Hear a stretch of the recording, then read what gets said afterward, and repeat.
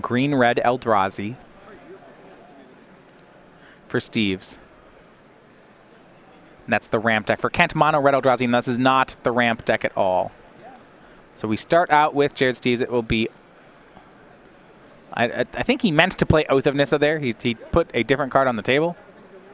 That's Oath of Nissa. There we go. I believe it was Rattleclaw Mystic. But it's no problem. You can just play the card. You can't... Right. Can't just let him have a Rattleclaw in play. Can't invest the mana into nothing. Yeah, I mean, the resolution, if you try to play a spell you can't play, is you put it back in your hand and play it. You know, that play doesn't work. Right. I think Kent just saying, yeah, it's fine. It's fine. Just play. You play the card you want to. Are we done yet? Can we play Magic? Can we play cards? Like, yes. All right. They're probably just okaying it with the judge. Yep. Jared asking, are you sure I can't play Rattleclaw Mystic? We'll figure out the resolution here. The green red. Look at the build of green red Eldrazi from Stephens. It is playing. The Kozilek's Return is 3. His building up toward 2 Ulamog and 4 Worldbreaker and 2 Ugin in the main. Yeah, Kozilek's Return's pretty sweet here. It can tag an entire PN Kieran Nalar, deal with things like Hedron Crawler. There are some creatures you do miss. Things like Reality Smasher, Thought-Knot Seer, even the body on the Thopter Engineer. Vile Aggregate with 5 toughness, so you get them all when you recur. The get there for Stephens was a mountain off Oath of Nissa. He'll play it and then pass back on turn 2. So maybe that wasn't a Rattleclaw Mystic. I kind of would have expected it to be in play by this point if it was. Yeah, it could just be intending to morph it. You get more mana that way for 1 turn. Yeah, it's Nissa's Pilgrimage, not Rattleclaw Mystic. So he'll play that one on turn 3. On Kent's side, he's played Mountain and Ruins of Oran Reef. It's not a fast start for him, and with Jared ramping at this speed, he's going to need a fast start. Yeah.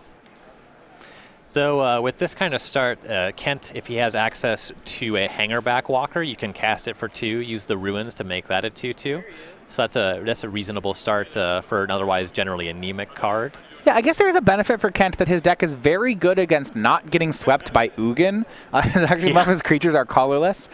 He'll play Thopter Engineer on turn 3. That's his first play of the game. It's going to bring a Thopter along with him. That will be able to swing in for 1 as it has haste. And Jared's at 19. So outside of being fast, Kent also has disruptive draws here. Yeah. So Thought-Knot Seer in his hand. So you go back over to Jared. Unfortunately, Thought-Knot Seer, not an artifact. Can't give it haste with the Thopter Engineer despite being colorless. Yeah, well, you can't engineer an Eldrazi. That wouldn't work. No. You know, Thopter Engineer is like tweaking the parts of the machines so that they go faster. Here's Hedron Archive for Jared and Elvish Visionary to draw a card. Either he'll get to untap with 7 or maybe 8 mana next turn. That's going to be go time. The Eldrazi are already perfect. They require no tinkering. Here's Thought-Knot Seer. Kent's hoping there aren't 2 Haymakers here, and we will find out. Kozilek's Return, Hedron Archive, Kozilek's Return, Chandra, and Cinderglade. So this is a good find for Kent in that really Chandra's the only big hit here. Right. The Chandra is a card here that could clean up Kent's entire board at the low cost of removing the Visionary, though the Chandra would have to kill itself on that first turn. Now there is a worry, which is that he says he takes the Chandra. Jared can play both Kozilek's Returns here to sweep the board. He does have the Cinderglade. Right, so you're kind of in a situation where that could happen either way. And if Jared's chumping, he blocked the Thopter Engineer with Elvish Visionary, it seems like Jared is locked in on that play. Yeah. Yeah, definitely. That's the only thing that the Visionary is ever going to do. With a 4-power creature in play, you would be saving it if you intended on having it around. And what a draw from Jared. He drew a copy of Ulamog for the turn. That's pretty good. Especially because this turn, I believe, he has enough mana. Yeah, he does. He can play Archive, Return all at once here. Oh, wow, because he already has the Archive in play, yeah. Yep. He can do everything, draws a card, and that means he'll untap next turn with 10 lands and Ulamog. Watch out, Kent. This is dirty. And he's not just getting to Ulamog, which will destroy or exile 2 of Kent's lands. In addition to sweeping his creatures, he'll also just have 2 Archives hanging around to draw 2 cards. Oh, yeah, just, in case Kent has a second Thought Knot, maybe. Yeah, just has everything. Seems great. And Kent just, can't cast a second Thought Knot into 2 known Kozilek's returns. No, he's going to play a land and swing the team. And I wonder whether Jared actually takes here.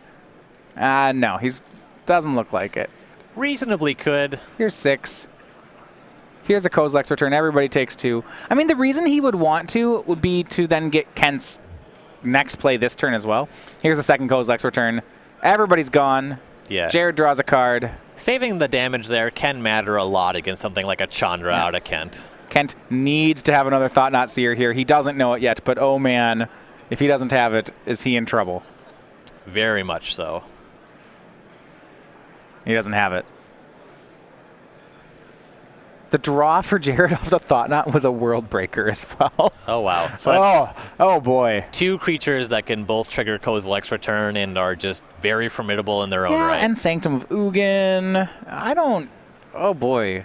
And Jared's at 18. I don't think Kent's getting this. This is a lot to work through. Very difficult for an aggressive deck to come back from this. Well, he does have a post-combat Thopter Engineer.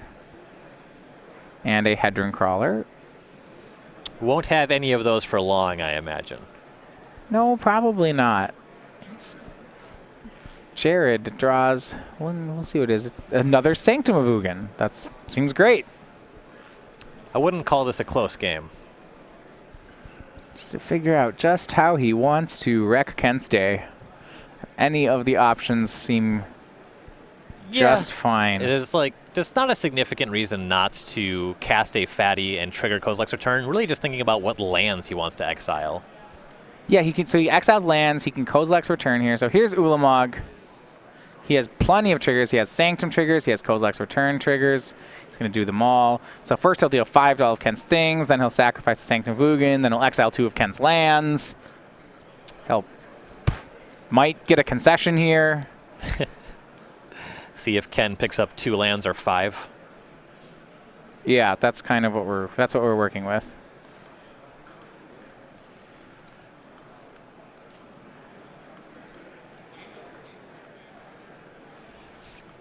There you go. All right. Looked like he was picking up 3. That number was right out. Yeah. Sanctum of Ugin will sacrifice. I think that's all 5. Yeah, don't bother. And we are on to game 2. Jared Steeves takes game 1 with green-red Eldrazi. Yep, so even with the 1 copy of Thought Knot Seer, Jared his draw was just too good to be easily disrupted. All right, we'll go ahead and look at the sideboards for both players. We'll start with Kent Ketter. That was a beating he took there. So we look at what he has. Ash Cloud Phoenix, Outpost Siege, Thought Knot Seer, Arc Lightning, Roast, Rending Volley, Spatial Contortion, Eldrazi Obligator, Oblivion Sower, Barrage of Boulders. Where are we going to go? Like the Thought Knot Seer a lot, extra piece of disruption. If you're able to get it out on turn 3 with the Hedron Crawler, you can possibly get ahead of Jared's draw before he can really do anything but develop his mana. I like having some number of removal spells to deal with things like Rattleclaw Mystic to slow Jared down. And I kind of like Eldrazi Obligator. It's very unlikely you'll have enough mana to grab an Ulamog with that, but you could grab a World Breaker for lethal. Yeah, I mean, that card seems good. He has a lot of aggressive options in terms of haste creatures. My guess is he just wants to get lower to the ground in this matchup. Yeah, even just a 3/1 haste is totally fine to play on turn 3. All right, well, we'll look at Jared Steeves' sideboard then. He's got a lot of options here. Some of the anti-aggro cards like Jodi Offshoot, Warping Whale, Roast, Dragonlord Atarka. Well, there's a lot of things he can do here. And maybe he may not know how to board in this matchup. It's not like Mono Red Eldrazi aggro is a known quantity. Right. Roast is great against an opponent that's casting Thought Knot Seer. It should hit a lot of bodies in this deck. More Chandras seem good. That is the card that Kent ended up taking with the Thought Knot Seer. It would have swept up a couple of cards in that game as well. You could consider Jodi Offshoot. I don't think it's high impact enough against anything but the most aggressive red decks, though it wouldn't surprise me terribly if Jared brought it in. Dragonlord Atarka seems like a slam dunk. It's bigger than all of Kent's stuff and takes a body or 2 when it hits. Yeah, that part definitely seems good. Players going to get ready for game 2 here. As we reach the end of Season 1 and move into Season 2, Starsea Games is happy to announce the new Magic Art Season 2 playmats. These are the open playmats that we give out. And we actually have something different going on in Season 2. We have different playmats based on the format of the Open or Classics. So, for the Standard, Opens, and Classics, we'll be giving away the Sigarda Heron's Grace playmat. This, of course, is one of the Angels in Shadows over Innistrad. One of the, the trio, Sigarda, Bruna, and what's the last one? It's the red one, and I don't remember it offhand. Oh my. You're the flavor guy. Gisela. I always called them the Powerpuff Girls, which is good, but anyway, we'll get to the other ones here. Players are ready for game 2. So, starting with Kent Ketter on the play, starts with Ruins of Orenreef, plays a mountain. We go back to Jared. No plays for the first 2 turns for either player. Stumbling early generally is going to matter more for the aggressive deck than the ramp deck.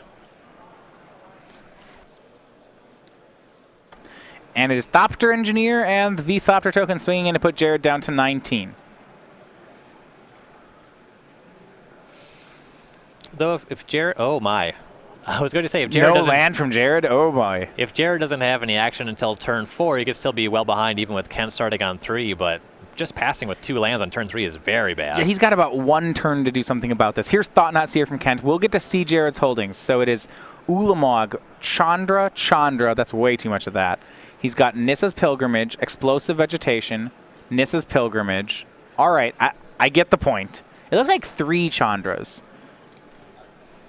So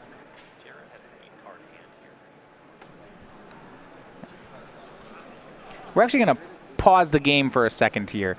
Now, before Kent selects a card, yeah, there's a Judge Ruling. So there's an issue that Jared forgot to discard on his turn here. He has 8 cards. So a judge is going to step in here, and we'll let you know what the resolution is to the situation. Yeah, Kent immediately started looking at the cards that he wanted to take, and it looked like he had a lot of cards on the table. So. Sure did. Okay. And that can be an honest mistake. It's not necessarily, like I said, we'll let you know when we have the judge ruling on it. I certainly, it.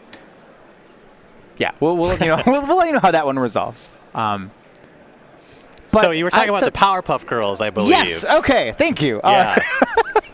No, I mean, you've heard that nickname for them before? Because they're all angels. You have a green one, a blue one, and a red one. Yeah. Okay. Yeah. So we already talked about how you have the first Powerpuff Girl. This was Gisela. Sigarda, sorry, on the playmat. So because Sigarda's the green Powerpuff Girl and this is red, it's super confusing. That part makes sense. All right, for our modern opens, we're going to get a modern card. That's Ghost Quarter. Ghost Quarter, an Innistrad, originally printed. It was printed again in Innistrad. It was not originally printed in Innistrad, but came back in it. And for Legacy, we go to a Legacy card, another Innistrad Legacy card. It's Thalia, Guardian of Thraben. So you can get those in each of our opens.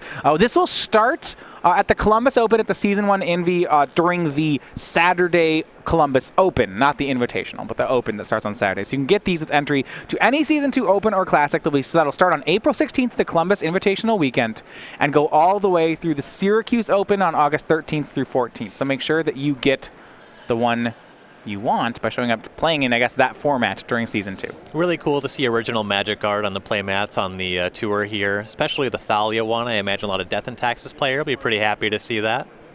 All right. We'll bring you back to the match. The resolution is they backed him up. Jared had to discard a card. Now Kent gets to resolve the Thought-Knot Seer, and Jared is given a warning. So Chandra was discarded, and it looks like Explosive Vegetation was exiled by Thought-Knot Seer. Yeah, interesting pick on the vegetation. Jared wouldn't be able to cast that until one of the Pilgrimages was cast anyway, though it would end up getting 2 lands where the Pilgrimage only puts 1 into play immediately. Yeah, and I think that's what Kent goes with. If there's 1 Pilgrimage, it seems pretty easy to take Pilgrimage there. So on his next turn, Jared does draw the land. He looks like he's going to go for Nissa's Pilgrimage. So he casts that. He has another one in hand. He has 2 Chandras.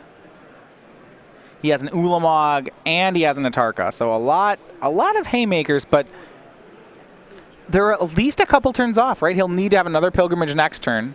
Right, next turn can only get to 5 mana. That can't cast any of these spells. So that means he's taking 2 hits. So he's already taking 12. If Kent can add 3 power to this board, it's lethal? Yeah. I think he's up to that task. Here's Hangerback on 2. Oh, let's make it 3. That is lethal. And it's hasted thanks to Thopter Engineer. So Jared goes to 6. Yep. I don't think we're going to see much more of this one. Even with a top deck removal spell, still dead to any artifact out of Ketter. So Eldrazi is a really powerful deck, but because of how linear it is and it has very little defense, and if it does something like miss a land for one turn, we see this just that land drop cost Jared the game. Yeah. That's really just the long and short of it. It just wasn't even able to play Magic because of bricking on that land drop. I think the card is totally keepable. If you find that land, maybe you're on the other side of this. You get your Haymaker down on time, and Chandra would clean everything up. But not the way it played out. So we'll go ahead and go back to the board for the players. As you mentioned, Dragonlord Atarka was ported in for Jared here. Not really a surprise.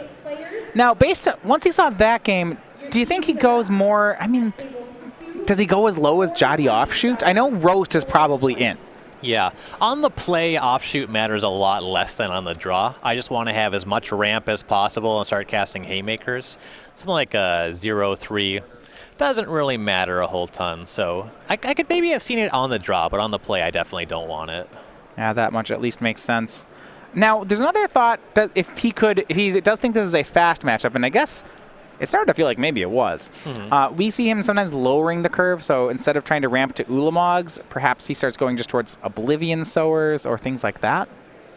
We could go that route. They're a little lower to the ground. Though we already have access to a bunch of Chandras, which is really what we want to be doing on with that 6 mana anyway. We could give it a try. I'm not huge on it. It does block everything in Kent's deck. So you think if we had a 6 mana card, if we had a hand with Chandra and Oblivion Sower, we'll be casting Chandra 9 out of 10 times? In most situations, yeah. Just that makes Sower seem worse then. Right. Cleans up a lot more of what's happening on Kent's side. And if we, say, ran into an Eldrazi Obligator out of Kent, casting the Sower could have just been lights out for us. All right, Shadows of Over Innistrad is now available for pre-order on StarCityGames.com. You can get booster boxes, booster cases, fat packs, whole complete sets, set of 5 interpacks, bundles, that and much more. You can pre-order that today at StarCityGames.com/SOI, standing for Shadows Over Innistrad.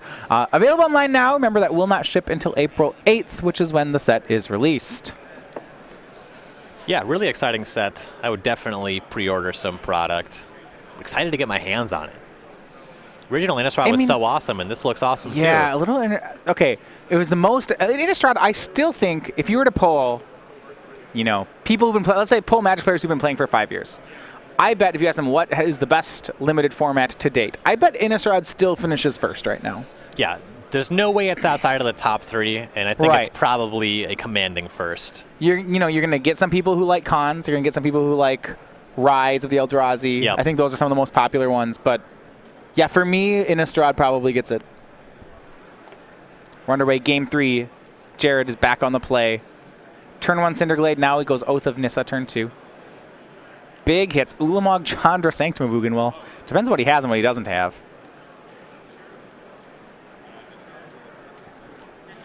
And here is Chandra. That's what he'll take. Passes on a land there, so I have to imagine that Jared will have at least 3 to start with this game.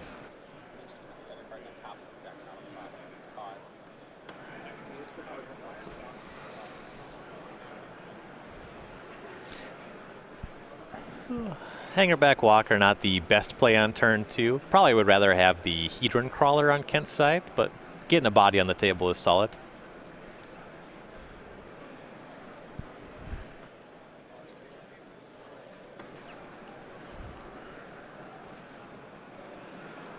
Yeah. Hanger back there. So a draw of another Chandra from Jared. So good, how about 2? The first one is kind of likely to have to downtick all the way, so having 2 copies seems solid.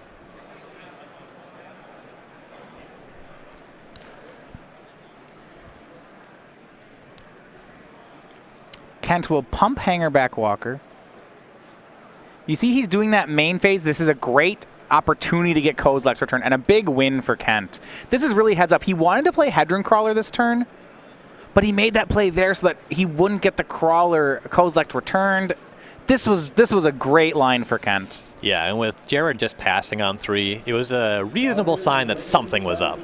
Sanctum of Ugin for Jared. Turn 4 will be Explosive Vegetation. Here come 2 more lands. That was great. Now he's still in a tough spot.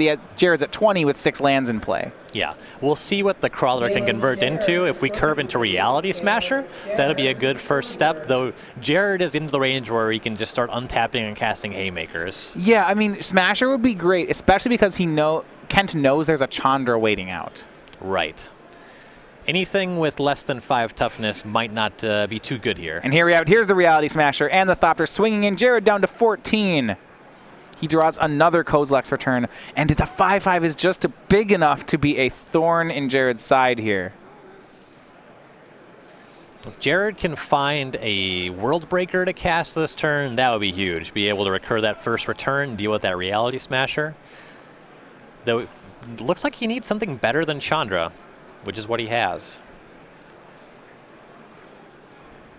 Just 2 Chandras, Kozilek's Return in hand, a Forest, and it looks like another Forest. So it's just Chandras. I mean, if things are really bad, he can 0 a Chandra. Yeah, just put in Chandra to soak up some damage to you. I kind of prefer, if your other option is minusing Chandra, I'd rather 0 here. Yeah, I know that's bad. Minusing 1 wouldn't do a lot. Kent's land last turn was a colorless source. Until the Crawler came into play, Kent didn't have colorless mana, but now that you don't clean that up by killing the Crawler, I think I'd like to 0 here. Now, he did play a land before 0ing, which, if that's what he's going to do, is curious. You know, he'll get 1 fewer card. I don't think he really needs a land, so he's discarding to draw 4. He does find World Breaker. Okay, that'll be great next turn. But Kent has done a lot of damage. Well, there's a Kozilek's Return in Jared's yard, so this is fine, actually. 5, 6. Where is Kent going here? It is a Chandra Flamecaller. That's huge. It's great. It's something that doesn't get hit by the Kozilek's Return. The other thing is huge is that Kent has an Eldrazi Obligator in his hand. Oh, no. So if Jared just casts a World Breaker, the sweeper is very strong, but he's dead. He's dead on the crackback. Chandra's down 8 damage to Jared. Jared goes to 6. You're absolutely right. If Jared plays a World Breaker, he's dead. Kent needs another land to make it happen. The World Breaker will take care of one of the lands in play, but the threat is there. Draw from Jared. Shrine of the Forsaken Gods. So this makes 9 mana for Jared. Not enough. I mean, what Kent has to do is dodge Ulamog here. That would... Yeah, Ulamog would take him too far off. Just World Breaker is potentially manageable, potentially game's over on the next turn.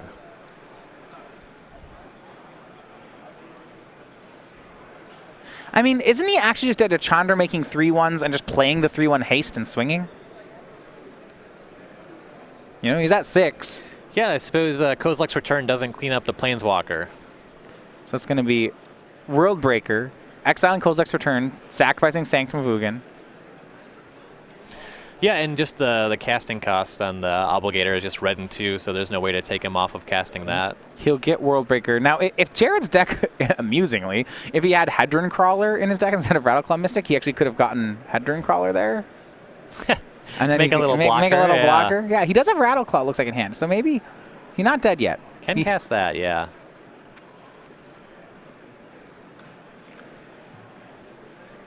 Has to cast that. And it's actually looking like Jared missed the trigger on World Breaker. I'm not seeing anything that would have been exiled by I don't think so. Yeah. I don't think he exiled anything, and that means he's dead. Yeah, the Obligator is going to be more than just a 3/1 haste. Now it steals the World Breaker. Now, what we're wondering then is if he has missed the window to still do it. So floating mana can be done at any time. Right. Cracking Sanctum can be done at any time. He hasn't actually taken an action that 100% locks him into missing the trigger. So this is going to depend on what he's said and what he hasn't said. A judge is watching their game and will make a call on this. You know, had he say, shown a Rattleclaw Mystic here, then no doubt it would be missed. But he hasn't, you know, you can tap your mana. Anyway, the judge will make a ruling here, but it depend. We don't have audio on this, so this could go either way. Right. Though it's unclear if Jared can win this game with either resolution of this. With the If it's not exiled, he's definitely dead. Yes. He's dead to the card in Kent's hand. Now, you can, in the middle of your triggers, just tap some mana. That's theoretically fine. It's strange. It's loose, but, It is allowed. stranger things. You haven't committed any hard game actions.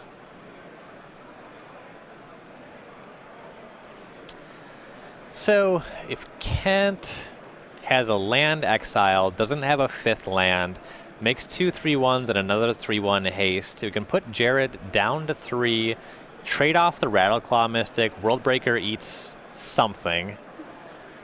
Then it's bad news, though, because then Jared can attack, kill Chandra, World Break again, exile another land, have a blocker. This is... Chandra would be on 6. Oh, she would be on 6. You're right. She wouldn't be dead. But 2 World Breakers is meaningful. Although you are on 3, you would need World Breaker and probably another Rattleclaw to block the other 3/1 token. Yeah. And if Kent just has Spatial Contortion, that would also deal with Rattleclaw Mystic. I mean, throughout all these lines, Jared is counting on Kent not having things. Right. So the judge made the ruling that the trigger was missed. Jared showed he was trying to play Rattleclaw Mystic. That means he cannot back up. This should mean that Jared is dead. As we see Eldrazi Obligator here, he'll pay the 2 mana, he'll steal the World Breaker, he makes 2 3/1s. 4 creatures, 1 blocker, 3 are getting through. That means at least 9 damage is coming in. Jared is at 6, and there is the match. Kent Ketter, 2-1, defeats Jared Steeves to move to 4-0. Yeah, that was just really an impressive showing by the power of the ability Haste out of the Eldrazi deck.